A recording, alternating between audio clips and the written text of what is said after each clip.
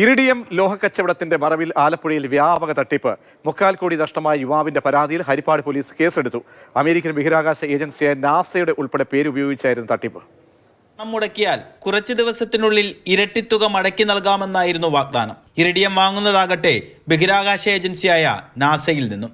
ഇത് വിശ്വസിച്ച് ഹരിപ്പാട് വെട്ടുവേനി സ്വദേശിയായ മഹേഷ് പലതവണയായി നിക്ഷേപിച്ചത് 75 ലക്ഷം രൂപ.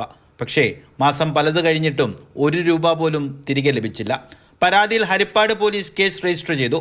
മണ്ണാർശാല സ്വദേശി കപിൽ ദേവ്, കൊല്ലത്തുകാരൻ സിനു ധർമ്മരാജൻ, തിരുവനന്തപുരം സ്വദേശികളായ സുലഭ, ജിഷ്ണു, വൈഷ്ണവി, സന്ദീപ് എന്നിവരാണ് പ്രതികൾ.